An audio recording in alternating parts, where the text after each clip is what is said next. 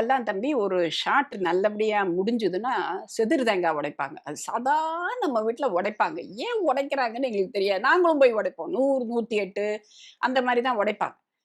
அன்னைக்கு என்னன்னா, யானை வர சீனு. நடிகர் திலகத்த படுக்க வச்சுட்டாங்க. தினைக்கும் ரிஹர்சல் போகும். இப்போ ஒரு ரிஹர்சல்ல என்ன நடந்ததுன்னா, அந்த யானை வந்து கிட்ட வந்து தும்மிடுச்சு. சங்கிலி கட்டி அந்த காட்சிய ஆ சொல்றீங்க நீங்க. தும்மிடுச்சு. யானை வந்து கால அப்படி நில். வந்த வழியே பின்னோக்கி செல் அப்படிம்பாரு. அது பின்னாடி தியேட்டர்லயே சீன்லயே எல்லாரும் ஆரவாரமா இருக்கும். தியேட்டர்ல எல்லாம் கை தட்ட ஆரம்பிச்சுருவாங்க. ஏன்னா அது பின்னாடி போயிடும். அந்த கால தூக்கும்போது அது மிஸ் ஆயி தும்மிடுச்சு.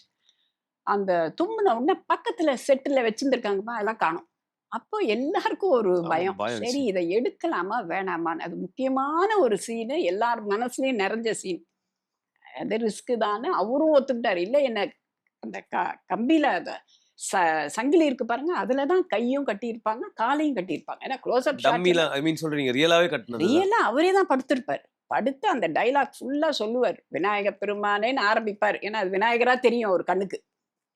கிட்ட வந்து அந்த கால தூக்கி அழகா என்ன சொல்லிக் குடுத்தா, அந்த யானை பேர் கூட எனக்கு இன்னும் பசுமையா ஞாபகம் இருக்கு. சீதான்னு. அழகா நின்னு இறங்கி போயிடுச்சு. அது பாட்டுக்கு கரெக்ட்டா பண்ணிடுச்சு. உடனே நம்ம வீட்ல 108 தேங்காய் உடைச்சா மாரி, அவங்க வீட்ல 108 தேங்காய். ஏன்னா அப்பா! ஃபோன் அப்பல்லாம் மொபைல் எல்லாம் கிடையாது. ஃபோன் அடிக்கும். ஷாட் நல்லபடியா முடிஞ்சதுன்னோன, அங்க ஒரு 108 இங்க ஒரு 108 உடைச்சாங்கன்னு அப்ப எனக்கு ஞாபகம் இருக்கு.